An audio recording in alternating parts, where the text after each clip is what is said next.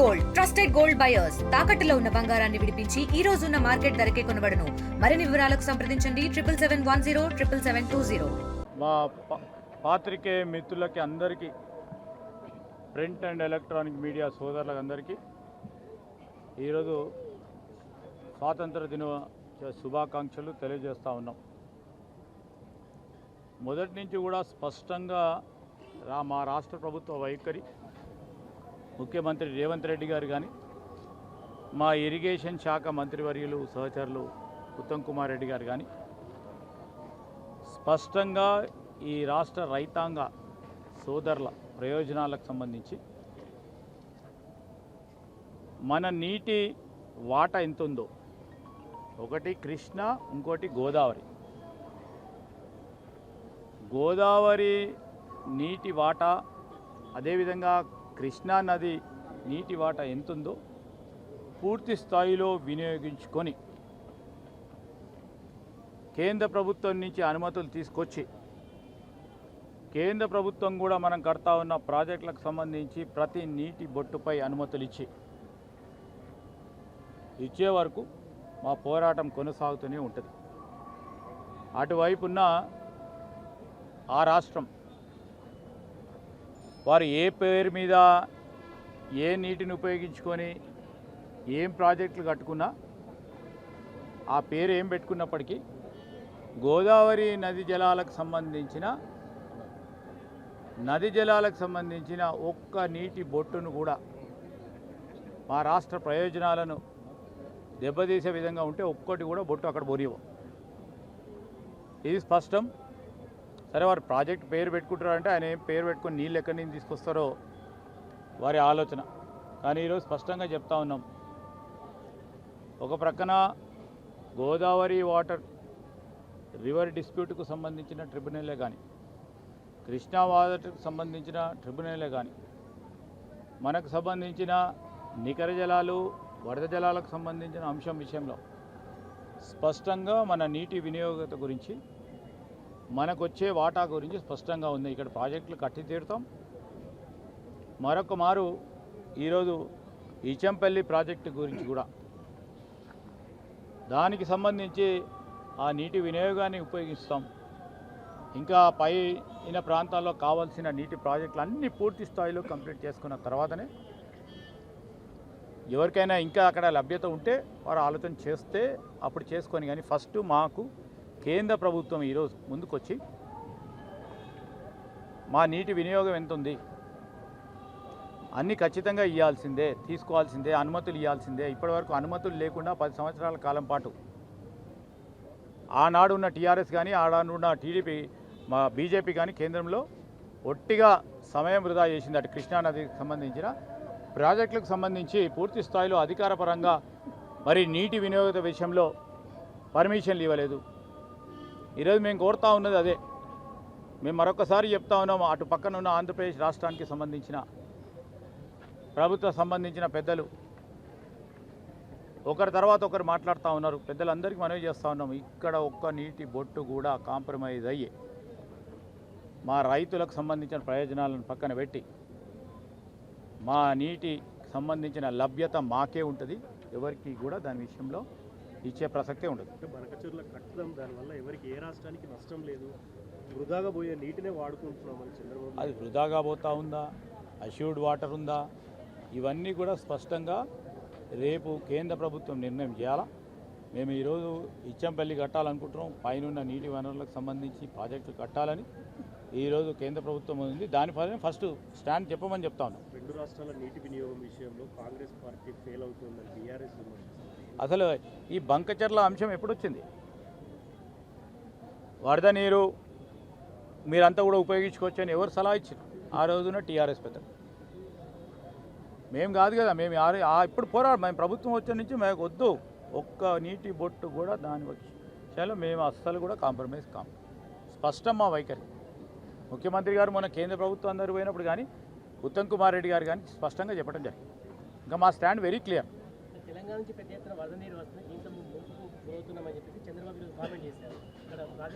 ఇప్పుడు ముంపుకు గురవుతున్నా అంటే ముంపుకు గురి కాకుండా ఫ్లడ్ బ్యాంకులు కట్టుకుంటారేమో ముంపు వచ్చినప్పుడు. ముంపు వచ్చినప్పుడు కదా. ఎంత ముంపు వస్తుంది, ఎంత వరద వస్తుంది, మాకు అష్యూర్డ్ వాటర్ ఎంత, వరద నీరు ఎంత, ఆల్రెడీ కేటగరైజేషన్ ఉంది. ఆ కేటగరైజేషన్ కింద మేము ప్రాజెక్ట్ కట్టుకుంటాం. అంటే ముప్పుతో నష్టపోతున్నాము, అదని యూజ్ చేసుకుంటే తప్ప కేంద్ర ప్రభుత్వాన్ని మేము చెప్తా ఉన్నాం, వాళ్ళు ఈ పేరున ఆ పేరున ఏదైనా చేసినా ఊరుకునేది లేదు. స్పష్టం పంపిస్తా ఉన్నాం. సార్, రాష్ట్ర ఆర్థిక పరిస్థితి ఎట్లా ఉంది? ఆర్థిక సంక్షోభం ఉందని చెప్పి కేటీఆర్ కామెంట్ చేస్తున్నారు. ఆర్థిక సంక్షోభం నుంచి బయటికి తీసుకొచ్చే ప్రయత్నం చేస్తున్నాం. ఆర్థిక సంక్షోభం ఇప్పటి వరకు క్రియేట్ చేసింది ఆ పరిస్థితి 2023 డిసెంబర్ వరకు ఉన్న ఆర్థిక పరిస్థితి ఏంది? ఎన్ని లక్షల కోట్ల అప్పు చేసి అప్పు పైన మిత్తి అసలు అప్పు కడుతూ పోతూ ఉంటే దాదాపు 6,000 పై చిలుకు ప్రతి నెల వడ్డీ రూపేనా అసలు రూపేనా కొద్ది మాట ఈరోజు ప్రభుత్వం మేము లెగసీగా తీసుకొని కడతా ఉన్నాం వారు చేసిన అప్పు పైన. ఈరోజు దాన్ని గాడిలో పెట్టే ప్రయత్నం చేస్తూ ఉన్నాం. గాడిలో పెట్టినప్పుడు కొన్ని ఇబ్బందులు వస్తాయి. సంక్షోభం ఎవరికో వాళ్ళు మొదలుపెట్టిన సంక్షోభాన్ని దాన్ని మళ్ళా దారిలో పెట్టే ప్రయత్నం చేస్తూ ఉన్నాం. మొదటి రోజు నుంచి కూడా అదే చెప్తా ఉన్నాం. వైట్ పేపర్ కూడా మా బట్టి విక్రమార్క గారు డిప్యూటీ చీఫ్ మినిస్టర్ గారు వైట్ పేపర్ని పేజ్ చేసి ఇది ఆర్థిక పరిస్థితి మా రాష్ట్ర ప్రభుత్వం ఏర్పడిన తర్వాత ఏ విధంగా చేయబోతా ఉన్నాం, ఏ విధంగా చేసే పరిస్థితి ఉంది, మేము చేయబోయే కార్యాచరణ ఏందో మేము చెప్తా ఉన్నాం. స్పష్టం ఫస్ట్ అసెంబ్లీలోదే వైట్ పేపర్ను మేము రాష్ట్రానికి సంబంధించిన ఆర్థిక స్థితిగతుల గురించి, వారు చేసిన అప్పుల గురించి, వారు ఈ ఆర్థిక సంబంధించిన సంక్షోభాన్ని పూర్తి స్థాయిలో నెట్టేసి ఆ వైట్ పేపర్ మేము ప్రజలందరికీ కూడా తెలియజేయడం జరిగింది. ఈరోజు కొత్తగా చెప్తలేము కదా మేము, ఈరోజు ఈ సమస్య ఉంది ఆ సమస్య ఉంది. ఆనాడు 2023 డిసెంబర్ 7వ తారీఖు నాడు, తర్వాత 9వ తారీఖు నాడు అసెంబ్లీ సమావేశాలు జరుగుతూ ఉన్న సందర్భంలో వైట్ పేపర్ను ప్రొడ్యూస్ చేయడం జరిగింది. రాష్ట్ర ప్రజలకు కూడా తెలియజేయాలి వారు చేసిన అప్పులేంది, అన్ప్రొడక్టివ్ పరంగా ఎన్ని ఖర్చు చేసిండ్రు, ఏ విధంగా ఖర్చు చేసిండ్రు ఇప్పుడే చెప్పి మేము ఈ విధమైన అడుగులు వేస్తూ ఉన్నాం. దాన్ని దారిలో పెట్టే ప్రయత్నం చేస్తూ ఉన్నాం. ఇబ్బందులను పరిష్కారం చేస్తాము, ఎవరు కూడా ఇబ్బంది పడకూడదని ఒక ధైర్యాన్ని ఇచ్చే కార్యక్రమం భాగంలో ముందుకు నడుస్తాం. ఈరోజు కేంద్ర ప్రభుత్వం ప్రధానంగా యూరియాకు సంబంధించిన ఇండెంట్ ఫలానా జిల్లాలో ఇంత డిమాండ్ ఉంటుంది, ఇంత డిమాండ్ ఉంటుంది, ఇంత డిమాండ్ ఉంటుందని ఒక ప్రొజెక్షన్ ఇచ్చి కేంద్ర ప్రభుత్వానికి మొదటి 4-5 నెలల నుంచి మేము ప్రొజెక్షన్ చేసి పంపిస్తూ ఉన్నాం.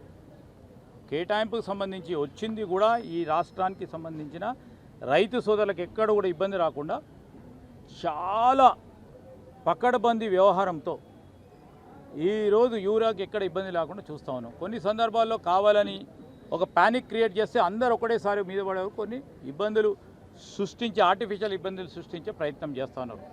అయినా కానీ ఈరోజు కేంద్ర ప్రభుత్వంతో ఇప్పటికీ తుమ్మల నాగేశ్వరరావు గారు 3 సార్లు పోయినరు, మరొక 10 సార్లు మాట్లాడుతూ ఉన్నారు. వచ్చింది కూడా ఎక్కడ రైతాంగ సోదరులకు ఇబ్బంది లేకుండా చూడాల్సిన ప్రయత్న భాగంలోనే ఉన్నాం. ఎక్కడ కూడా ఇబ్బంది రాకుండా మా వరకు పూర్తి స్థాయిలో అన్ని తీర చర్యలు తీసుకుంటాం. యూరియా కొరతమంటారా? డెఫినెట్లీ కోటా తగ్గించాలనుకుంటున్నారు. కోటా తగ్గించడం అనే కాదు, కోటా విషయంలో ఈరోజు చైనాకున్న అంశాలు, చైనా నుంచి ఉన్న ఆంక్షలకు సంబంధించి వారికి సంబంధించి కూడా కేంద్ర ప్రభుత్వం ఒక విధానంలో పోలేదు. ఈరోజు చాలా వరకు కూడా మనం చైనా నుంచి ఇంపోర్ట్ చేసుకుంటూ ఉంటాం. ఇవన్నీ దృష్టిలో పెట్టుకోవాల్సిన బాధ్యత ఉండే. ఈరోజు మనకు కావాల్సింది మేము పోరాటం చేసి యూరియాను మ్యాక్సిమం ఇక్కడ తీసుకురావడానికి ప్రయత్నం చేస్తూ ఉన్నాం. పూర్తి స్థాయిలో యూరియా ఎవరికి కూడా ఇబ్బంది లేకుండా ఒక కార్యాచరణ తీసుకొని ముందుకు నడుస్తాం.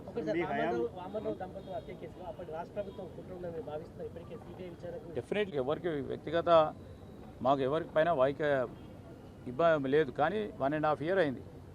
మేము ఈరోజు వామన్ రావు సంబంధించిన తండ్రి గారు సుప్రీంకోర్టుని ఆశ్రయించింది. ఎందుకంటే ఆ రోజు రాష్ట్ర ప్రభుత్వం పట్టించుకోలేదు కనుక సుప్రీంకోర్టులో ఉన్న అంశం విషయంలో రాష్ట్ర ప్రభుత్వాన్ని అడిగినప్పుడు తప్పకుండా వారు అడిగింది సిట్ అన్నా సిబిఐ కోర్టు అని అంటే ఏదైనా పర్వాలేదని చెప్పి సరే సుప్రీంకోర్టు నిర్ణయం తీసుకుంది, సిబిఐ పరంగా నిర్ణయం తీసుకుంది.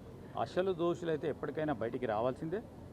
ఆనాటి ప్రభుత్వ పెద్దలు ఎవరైనా దానికి సహకరించే దాని కూడా బయటికి వస్తారు, సహకరించిన వాళ్ళందరూ వస్తారు. అసలు దోషులు నిజంగానే రావాల్సింది. వస్తే ఆ కుటుంబానికి ప్రత్యేకించి న్యాయవాదులకు సంబంధించి వారి రక్షణకు సంబంధించిన అంశం విషయంలో మరి చట్టాన్ని తన పరిధిలో తీసుకొని కొంతమంది భయభ్రాంతులు సృష్టించే ప్రయత్నం చేశారు. ఈ రాజ్యాంగ పరిధిలో ఉన్న చట్టాలు ఉపయోగించుకొని ఈరోజు ముందుకు పోతా ఉన్న తరుణంలో ఖచ్చితంగా మాకు నమ్మకం ఉంది. వ్యవస్థపై నమ్ముకొని ముందుకు నడుతా ఉన్న తరుణం. నేను ఎవ్వరి పేరు ఇప్పటివరకు తీయలే, ఆనాడు కానీ ఈనాడు కానీ.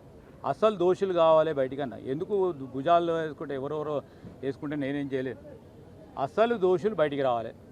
అసలు వారిని మరి పకడ్బందీగా కాపాడిన వాళ్ళు గత ప్రభుత్వం పెద్దలు ఉంటే వారు కూడా బయటికి రావాలి. ఎవరు దేని మూల కారణం, దీనికి అనేక అంశాలకు ఖచ్చితంగా సిబిఐ లోతుగా ఇన్వెస్టిగేషన్ చేస్తుంది కనుక మాకు నమ్మకం ఉంది అసలు దోషులు బయటకు వస్తారు. పెద్దల అందరి ప్రమేయం ఉందని నేను కాదు, మొత్తం యావత్ రాష్ట్రంలో ఉన్న ప్రజలు అనుకుంటున్నారు. న్యాయవాదులు అయితే ఖచ్చితంగా చెప్పారు. మేము అనుకున్నంత మాత్రాన్ని కాదు కదా, ఈరోజు ఇన్వెస్టిగేషన్లో తేలుతుంది. తేలినప్పుడు ఎవరు ఉంటే వారు నిజమైన దోషులు వాళ్ళు లోపల పోతారు. అమాయకులు ఎవరిని కూడా పోవద్దని కూడా మేము సూచిస్తాం. కాళేశ్వరంకు సంబంధించి 10 సంవత్సరాలు పక్కన పెట్టింది. ఈరోజు పిల్ల కాలువలకు దానికి సంబంధించి ల్యాండ్ అక్విజిషన్కి సంబంధించి మరి దాన్ని బేరీజు చేసుకొని మేము ముఖ్యమంత్రి గారిని, ఇరిగేషన్ మంత్రి గారిని మేము కోరటం జరిగింది. వెంటనే అనుమతులు ఇచ్చి దానికి శాంక్షన్ ఇవ్వమని కోరటం జరిగింది. ఇంకా పూర్తి స్థాయిలో రాలేదు. కాళేశ్వరం ప్రాజెక్ట్ ఫెయిల్ అన్నారు. కొన్ని లింక్ ఛానల్లో పంపులు ఆన్ చేసి నడిపిస్తున్నాము, ఇది ఫెయిల్ ఎట్లా అవుతుంది అని బీఆర్ఎస్ అన్నారు. ఇప్పుడు బీఆర్ఎస్లకు సంబంధించి ఆ ప్రాజెక్టు వలన లాభం జరిగిందని వాళ్ళు అంటూ ఉన్నారు. సరే, సంతోషం. మేము కూడా లాభం రైతులకు జరగాలని అనుకుంటాం. నష్టం ఎంతవరకు జరిగింది ఫస్ట్ బేరీజ్ చేసుకునే కార్యక్రమంలో అసలు నాణ్యత, ఇంజనీరింగ్, ప్లానింగ్, ఎగ్జిక్యూషన్ విషయంలో కమిషన్ ఏర్పడ్డది. కమిషన్ రిపోర్ట్ ఇచ్చింది. రిపోర్ట్కి సంబంధించిన ప్రధానమైన అంశాలు ప్రభుత్వం ప్రజల ముందర పెట్టింది. మొత్తం రిపోర్టును కూడా అసెంబ్లీలో పెట్టి చర్చించిన తర్వాత మరి పూర్తి స్థాయిలో ఆ కాళేశ్వరం సంబంధించిన రిపోర్టు. ఈరోజు బ్యారేజ్లో నీళ్లు రావాలి, మేము పోయి స్విచ్లు ఒత్తుతామంటున్నారు. మళ్ళా బ్యారేజ్ కొట్టుకుపోయే కార్యక్రమం చేస్తే అక్కడ చుట్టుపక్కల ముంపుకు సంబంధించిన అంశం విషయంలో కానీ, ఎందుకంటే మా చేతిలో లేదు ఈరోజు. మేము ఈరోజు డ్యామ్ సేఫ్టీ అథారిటీ, కేంద్ర ప్రభుత్వ పరిధిలో ఉన్న డ్యామ్ సేఫ్టీ అథారిటీ ఆ అధికారులు, ఆ ఇంజనీరింగ్ నిపుణులు ఇచ్చిన నివేదిక ద్వారా వాళ్ళు నీటి నిల్వ చేయొచ్చు అంటే వెంటనే నిల్వ చేసే కార్యక్రమం చేస్తారు. దాన్ని రిపేర్ చేయాలి, ఈ విధంగా రిపేర్ చేయాలంటే దాన్ని రిపేర్ చేసే కార్యక్రమం చేస్తారు మా బాధ్యతలో. దాన్ని ఈ విధంగా లేదు, వాళ్ళు ఇచ్చిన మొదటి రిపోర్టో రెండో రిపోర్టో మీరు చూస్తే తెలుస్తుంది. నాణ్యత లేదు అని స్పష్టంగా చెప్పిను. నాణ్యత లేదు అని నీళ్లు నింపేసినాక మళ్ళీ నువ్వు నాణ్యత లేదు నీళ్లు ఎందుకు నింపినావు అని మళ్ళీ వీళ్ళే అడుగుతారు. మీకు రిపోర్ట్ ఉంది నాణ్యత లేదని, మళ్ళీ నీళ్ళు ఎందుకు నింపినావు, మళ్ళీ ఎందుకు ఇంకో బ్యారేజ్ కూలిపోయిందని వీళ్ళే అడుగుతారు. మళ్ళీ నేనేమంటున్నాం, మేమేమంటున్నాం, మా ముఖ్యమంత్రి గారు కానీ మా ఇరిగేషన్ మంత్రి గారు ఏమంటున్నారు, డ్యామ్ సేఫ్టీ అథారిటీ ఒక అథారిటీ ఉంది. దాంట్లో సాంకేతిక పరంగా ఆ ఇంజనీరింగ్కి సంబంధించిన నిపుణులు ఉంటారు. దానికి తోడు ఆ అథారిటీకి సంబంధించిన అధికారులు ఇచ్చే నివేదిక, ఆ నివేదిక ద్వారా మేము తీసుకుపోయే తదుపరి చర్యలు ఉంటాయి. స్పష్టంగా ఆయన అనుకున్నారు ఒకరు ఇద్దరు పోయి మేము నీళ్ళు నింపుతామంటే మళ్ళీ అట్లనే అవుతుంది. ఎవరు డిజైన్ చేసినా అట్లనే ఉంటుంది. మేడిగడ్డకు ఆల్టర్నేట్గా ఎగ్జాంపుల్ అనుకోవచ్చా సార్? మేడిగడ్డకు ఆల్టర్నేటివ్ అని కాదు, మేము ఈరోజు నీటి వనరులను ఎంతవరకు పొదుపుగా దాన్ని ఉపయోగించుకొని అతి తక్కువ వ్యయంతో ఎక్కువ సాగుకు వచ్చే ఎకరాలను మేము ఆలోచన చేస్తాం. అదే మాది. డెఫినెట్లీ తుమ్మెడి అట్టు ఇది on our priority. India Pakistan తాజా అప్డేట్స్ కోసం డౌన్లోడ్ చేసుకోండి RTV లైవ్ యాప్.